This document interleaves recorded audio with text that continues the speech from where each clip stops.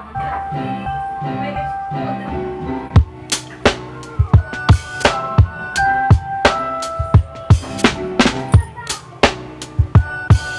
Friends, welcome back to MD vlogs in Kannada YouTube channel. ಹೇಗಿದ್ದೀರಾ ಎಲ್ಲರೂ? ಚೆನ್ನಾಗಿದ್ದೀರಾ ಅಂತ ನಾನು ಭಾವಿಸ್ತೀನಿ. ಹಾಗೆಯೇ ನನಗಂತೂ ಹುಷಾರಿಲ್ಲ, ಸೊ ಅದರಿಂದ ನಾನಂತೂ ಚೆನ್ನಾಗಿಲ್ಲ. ಯಾಕಂದರೆ ತುಂಬಾ ಫೀವರು, ಹೆಡೇಕು, ಕೋಲ್ಡು. ನನ್ನ ವಾಯ್ಸ್ ಕೇಳಿಸ್ಕೊಂಡ್ರೆ ನಿಮಗೆ ಗೊತ್ತಾಗ್ತಾ ಇರ್ಬೋದು ವಾಯ್ಸ್ ಎಷ್ಟು ಚೇಂಜ್ ಇದೆ ಅಂತ. ತುಂಬಾ ಕೋಲ್ಡ್ ಆಗೋಗಿದೆ. ಹಾಸ್ಪಿಟಲ್ಸ್ ಎಲ್ಲ ಹೋಗಿ ಬಂದೆ, ಬಟ್ ಆದರೂ ಕಮ್ಮಿ ಆಗ್ತಾ ಇಲ್ಲ. ನೋಡೋಣ ಯಾವಾಗ ಸರಿ ಹೋಗ್ತೀನೋ ಗೊತ್ತಿಲ್ಲ. ಸೊ ಇದು ಬಂದು ಸ್ಯಾಟರ್ಡೆ ವ್ಲಾಗ್ ಆಗಿರುತ್ತೆ. ಸ್ಯಾಟರ್ಡೇ ನಮ್ಮ ಸ್ಕೂಲಲ್ಲಿ ಬಂದು ಮಕ್ಕಳದು ಎಲೆಕ್ಷನ್ ಇತ್ತು, ಸ್ಟೂಡೆಂಟ್ ಕೌನ್ಸಿಲ್ ಎಲೆಕ್ಷನ್ ಅಂತ.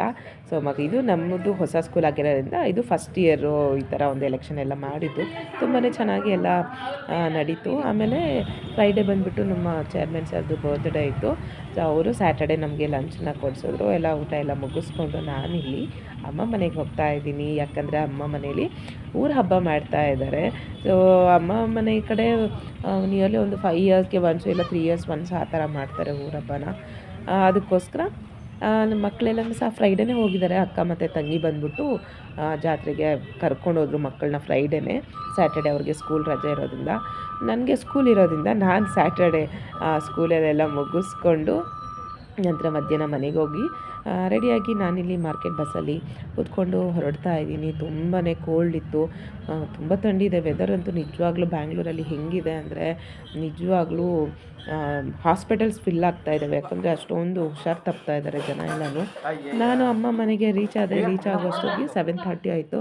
ಹೋಗೋಷ್ಟೊತ್ತಿಗೆ ಅಮ್ಮ ಬಿಸಿ ಬಿಸಿ ಮತ್ತೆ ಸೊಪ್ಪು ಸಾರು ಮಾಡಿದರು. ತುಂಬಾ ಚೆನ್ನಾಗಿರುತ್ತೆ ಕಾಂಬಿನೇಷನ್ ಅಂತೂ. ನಾನಿಲ್ಲಿ ಬಿಸಿ ಮುದ್ದೆ ಸಾರು ತಿಂದ್ಬಿಟ್ಟು ಅಮ್ಮ ಅವ್ರ ಜೊತೆ ಒಂದು ಸ್ವಲ್ಪ ಹೊತ್ತು ಕೂತ್ಕೊಂಡು ಮಾತಾಡ್ತಾ ಇದ್ದೆ. ಹಾಗೆ ಅಕ್ಕ ಬಂದಿರಲಿಲ್ಲ ಸ್ಯಾಟರ್ಡೆ ನನ್ನ ಜೊತೆಯಲ್ಲಿ, ಯಾಕಂದರೆ ಅವಳು ಬಳ್ಳಾರಿ ಏನೋ ಹೋಗಿದ್ಲು. ಸೊ ಸಂಡೇ ಬೆಳಗ್ಗೆನೇ ಬರ್ತೀನಿ ಅಂತ ಹೇಳಿದ್ಲು. ಅದಕ್ಕೋಸ್ಕರ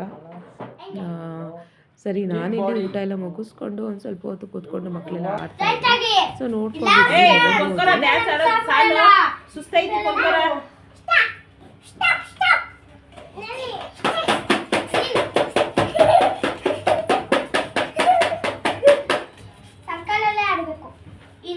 ಇದಷ್ಟೇ.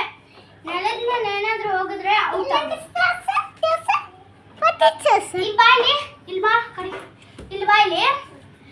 ಇಲ್ಲಿ ಬಂದ್ರೆ ಅವಳು ಔತು.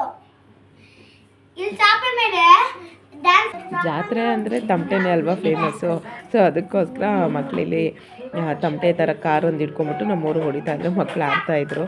ಆಮೇಲೆ ನೆಕ್ಸ್ಟ್ ಡೇ ನೈಟೆಲ್ಲ ಕೂತ್ಕೊಂಡು ನಾವು ಅಮ್ಮ ಎಲ್ಲ ಬೆಳ್ಳುಳ್ಳಿನ ಬಿಡಿಸ್ತಾಯಿದ್ರು. ಬಟ್ ನಾನಂತೂ ಫುಲ್ ಪೇಷಂಟ್ ಆಗಿಬಿಟ್ಟಿದ್ದೆ. ಹೋಗಿದ್ದು ಸ್ಯಾಟರ್ಡೆ ಅಲ್ವಾ, ಸ್ಯಾಟರ್ಡೆ ನೈಟೇ ನಾನು ಫುಲ್ಲು ಹುಷಾರಿಲ್ದಿರ ಆಗೋಗಿತ್ತು. ತುಂಬ ಅಂದರೆ ತುಂಬಾ ಹುಷಾರಿಲ್ಲ. ಜ್ವರ, ತಲೆ, ನೆಗಡಿ, ಕೆಮ್ಮು ಏನದು ಸ್ಟಾರ್ಟ್ ಆಗೋಯ್ತು.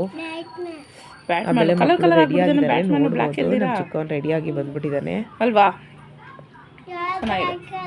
ಇವಾಗ ಏನಕ್ಕೆ ನೀನು ರೆಡಿ ಆಗಿರೋದು? ಜಾತ್ರೆಗಾ? ಎಲ್ಲೋಗ್ತೀಯ ಜಾತ್ರೆಗೆ? ಎಲ್ಲೋಗ್ತೀಯಾ? ಸ್ವಾಮಿ ಗುಡಿಗೆ. ಏನೇನು ತೊಗೊಂಡೋಗ್ತೀಯಾ? ಅದು ತೊಗೊಂಡೋಗ್ತೀಯಾ? ಅಯ್ಯೋ, ಅವ್ರು ಬರ್ಸ್ಕೋತಾರೆ ಒಳಗಡೆ? ಗೊತ್ತಿಲ್ಲ. ನಮ್ಮ ಚಿಕ್ಕವನು ನೋಡಿ ರೆಡಿ ಆಗ್ಬಿಟ್ಟಿದ್ದಾನೆ ಬೆಳಗ್ಗೆನೇ ಎದ್ಬಿಟ್ಟು. ಸೊ ಇಲ್ಲಿ ಇವತ್ತು ಜಾತ್ರೆ ಅಂತ ಹೇಳಿದ್ನಲ್ವಾ. ಸೊ ಎಲ್ಲ ರೆಡಿ ಇಟ್ಟಿದ್ದೀವಿ. ಇನ್ನೊಂದು 1 ಅವರಲ್ಲಿ ಜಾತ್ರೆಗೆ ತೊಗೊಂಡು ಹೋಗೋದೆ ಎಲ್ಲನೂ. ಅಮ್ಮ ದೀಪಗಳನ್ನ ರೆಡಿ ಮಾಡ್ತಾ ಇದ್ದಾರೆ ತಂಬಿಟ್ಟು. ಇಲ್ಲಿ ಅಮ್ಮ ಬಂದುಬಿಟ್ಟು ತಂಬಿಟ್ಟು ದೀಪಗಳನ್ನ ಮಾಡ್ತಾ ಇದ್ದಾರೆ. ತುಂಬಾ ಚೆನ್ನಾಗಿ ಮಾಡ್ತಾರೆ ಅಮ್ಮ. ಅದು ಗಟ್ಟಿನೇ ಆಗೋದಿಲ್ಲ ನಿಜವಾಗ್ಲೂ. ಹೆಂಗೆ ಸಾಫ್ಟಾಗಿ ಮಾಡಿರ್ತಾರೋ ಅದೇ ಥರ ಆಗಿರುತ್ತೆ.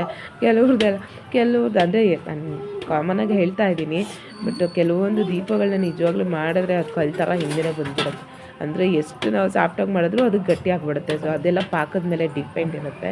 ಸೊ ಅಮ್ಮ ಮಾಡಿದಂತೂ ನಿಜವಾಗ್ಲೂ ಎಷ್ಟು ದಿನ ಆದರೂ ಸಹ ಸಾಫ್ಟಾಗಿ ಮುರಿದ್ರೆ ನೀಟಾಗಿ ಕೈಯಲ್ಲಿ ಹಾಗೆಯೇ ಪೀಸ್ ಆಗುತ್ತೆ. ಅಷ್ಟು ಚೆನ್ನಾಗಿ ಮಾಡ್ತಾರೆ.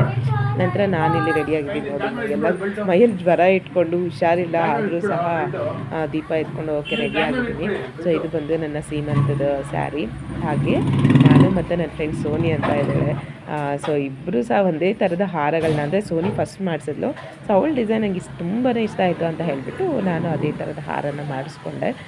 ಬಿಫೋರ್ ಮ್ಯಾರೇಜ್ ಎಲ್ಲ ನಾನು ಇದೆಲ್ಲ ಮಾಡಿಸ್ಕೊಂಡಿದ್ದು.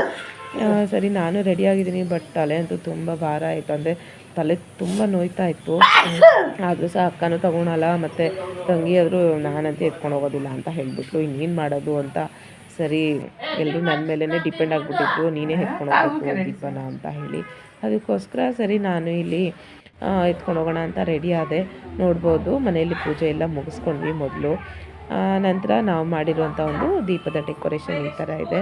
ಸೊ ತುಂಬ ಜನ ಹೊರಗಡೆ ಆರ್ಡ್ರ್ ಕೊಟ್ಟು ಮಾಡಿಸ್ಬಿಡ್ತಾರೆ. ಸೊ ಅದು ಬಂದು 3,500-4 ಸಾವಿರದವರೆಗೂ ಇರುತ್ತೆ. ಬಟ್ ನಾವು ಬೇಡ, ನಾವೇ ತಂದು ಮನೇಲಿ ಚೆನ್ನಾಗಿ ಮಾಡಿದ್ರೆ ನಮಗೂ ಒಂಥರ ಖುಷಿ, ಚೆನ್ನಾಗಿರುತ್ತೆ ಅಲ್ಲ. ಹೇಗೆ ಮಾಡಿದ್ರು ನಮಗೆ ಖುಷಿ ಕೊಡುತ್ತೆ. ಅದಕ್ಕೋಸ್ಕರ ನಾನು ನನ್ನ ತಂಗಿ ಅಕ್ಕ ಮೂವರು ಸೇರಿಕೊಂಡು ಈ ಥರ ರೆಡಿ ಮಾಡಿದ್ವಿ. ಅಕ್ಕ ಬಂದು ಅವ್ರ ಮನೆಯವ್ರಿಗೆ ತೋರಿಸ್ತಾ ಇದ್ದಾಳೆ, ಹೇಗೆ ಕಟ್ಟಿದ್ದೀವಿ ನೋಡಿ ಚೆನ್ನಾಗಿದೆಯಾ ಅಂತ ಹೇಳಿಬಿಟ್ಟು.